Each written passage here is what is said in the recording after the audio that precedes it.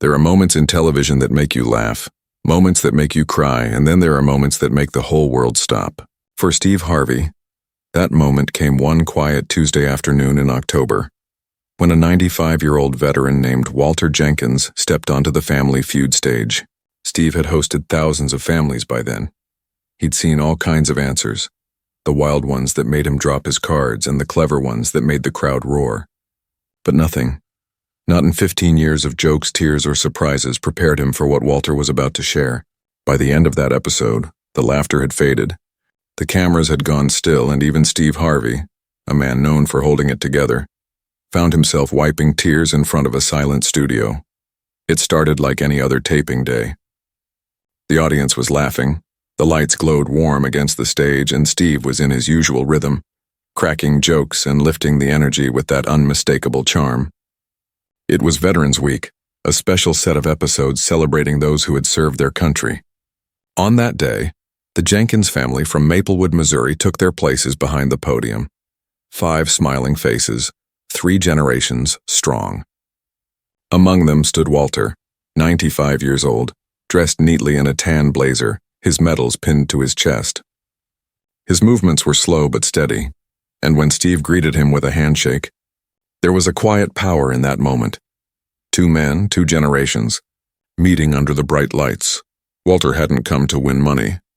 He'd come because of a promise, one that began decades earlier in a small Missouri home he'd shared with his wife, Margaret. For nearly 70 years, they'd built a life together.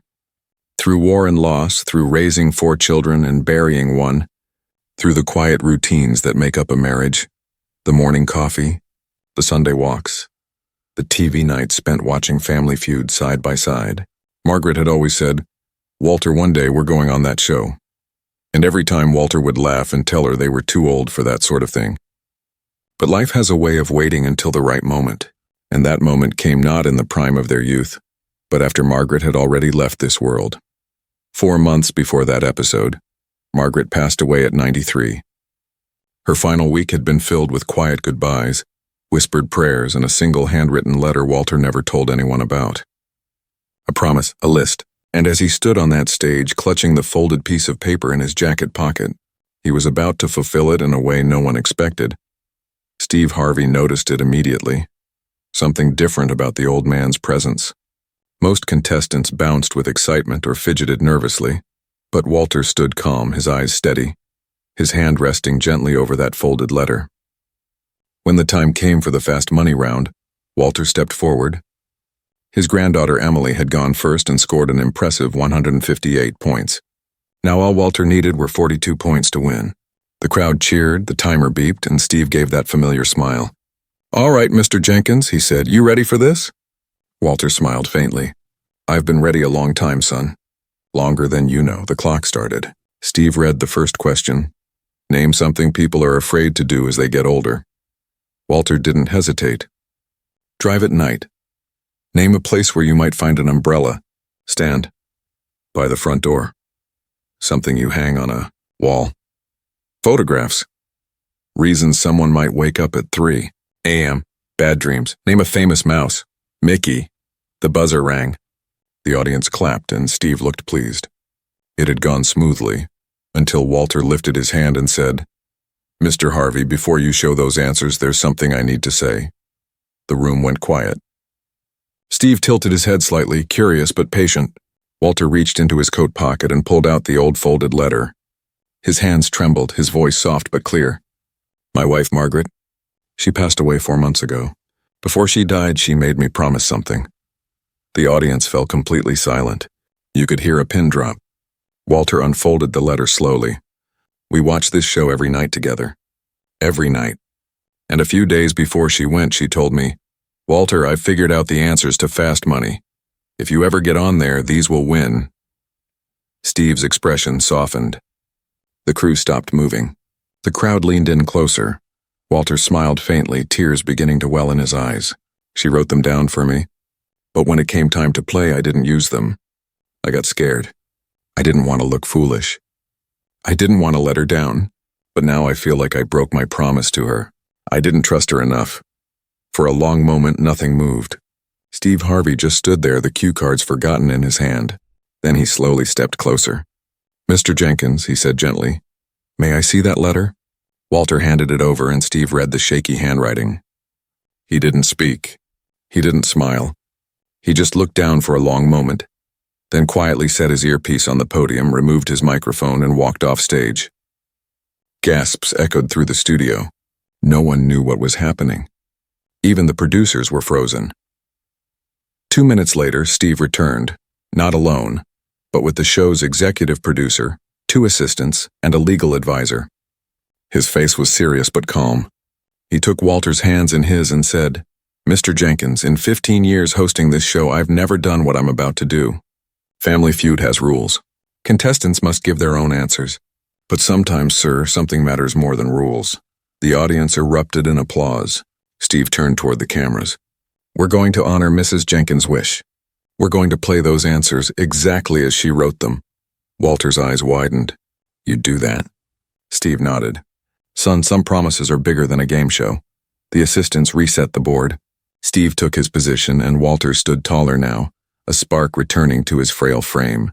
"All right, Mr. Jenkins," Steve said, 20 seconds on the clock. Let's see what Margaret had to say. Question 1. Name something people are afraid to do as they get older. Walter looked at the list. Drive a car. Survey says 42 points. The audience gasped. Name a place where you might find an umbrella stand. By the front door, 29 points. Something you hang on a wall. Family portraits, 35 points. Reason someone might wake up at 3 a.m. To use the bathroom, 41 points. Name a famous mouse. Mickey Mouse, 45 points. The total flashed across the screen, 192 points. The Jenkins family had shattered the record. The crowd rose to its feet, the applause thunderous. But Walter wasn't looking at the board. He was looking up, tears streaming down his cheeks, clutching that piece of paper to his heart. She knew, he whispered. After all these years, she still knew. Steve knelt beside him, his hand on Walter's shoulder. Tell me about her, Mr. Jenkins, he said softly. And in front of millions of viewers, the old sailor began to tell the story of his life. We met at Pearl Harbor, December 5th, 1941, 2 days before the attack. I was 19, a scared kid from Missouri. She was a nurse, 21, the bravest woman I ever met.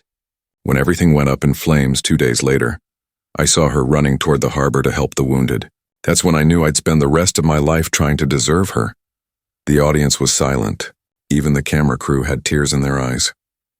Walter took a deep breath. We made a promise that if we survived the war, we'd come back someday to remember where it all started. We never did. There was always work, kids, bills. Always next year. And then one day there were no next years left. Steve looked at the producers behind the glass who were already nodding. He turned back to Walter. Mr. Jenkins, Family Feud would be honored to send your entire family to Pearl Harbor, as our guests, to keep that promise for Margaret. The room exploded in applause. Walter lowered his head, overcome. She always knew how to take care of me, he whispered. The next morning, the story was everywhere. Clips of the episode spread across the internet like wildfire. People wrote in from around the world, sharing their own stories of love, loss, and promises kept too late. The Jenkins episode became the most watched in Family Feud's history. But for Steve Harvey, the real story wasn't what aired, it was what happened afterward. 6 weeks later, he stood with Walter and his family on the shores of Pearl Harbor at sunrise. The same man who had once built B-17 bombers now stood trembling before the ocean that had changed his life 80 years earlier. Beside him were his children, grandchildren, and great-grandchildren, 16 people in total. Steve was there too, not as a host but as a witness. Walter pointed to a spot near the memorial. This is where I met her, he said. She had a red ribbon in her hair. I pretended to be lost just so I could talk to her. His family laughed softly through their tears. And this, he continued, pointing toward the harbor. This is where I saw her running toward the water when the bombs fell. I was frozen in fear. She wasn't. She saved lives that day. Walter knelt down slowly and placed a single white rose on the ground. This is where we promised to come back someday. Took me a lifetime, but I kept it. Steve Harvey placed a hand on his shoulder and said quietly, Better late than never. That evening, the family gathered for dinner. Walter's 100th birthday was still 5 years away, but his spirit was young again.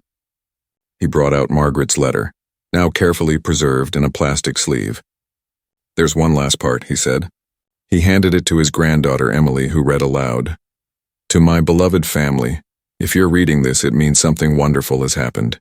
You've gone on our favorite show and found a way to make it back to where our story began. Don't wait for someday to do the things that matter most. Love deeply. Keep your promises. Time is precious. Use it well. With love forever, Margaret." The room was silent. Even Steve couldn't hide his tears. In the months that followed, the Jenkins story inspired thousands.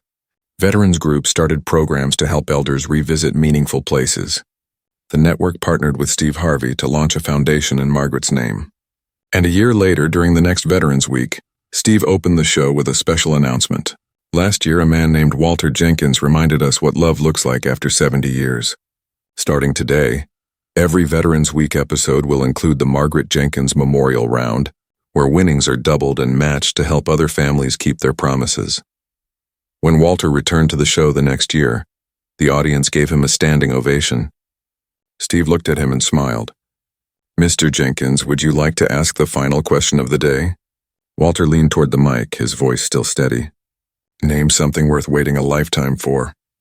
The board lit up. True love, family, peace of mind. Keeping a promise, Walter smiled. Margaret would have gotten them all right. Years later, when Walter passed away peacefully at age 100, Steve Harvey attended his funeral. During the service, Walter's granddaughter shared a final note they'd found in his desk. Letters Walter had written to Margaret after their trip to Pearl Harbor. One for every month he lived after that day. The last one ended with the words, "I kept my promise, sweetheart." All of them. And this time, I won't be late. Steve Harvey later wrote, "In a world obsessed with viral moments, Walter and Margaret reminded me that the most powerful stories aren't scripted. They're the ones written quietly over a lifetime by people who simply refuse to stop loving." So the next time you think about waiting to call, to visit, to say, "I love you," remember this story.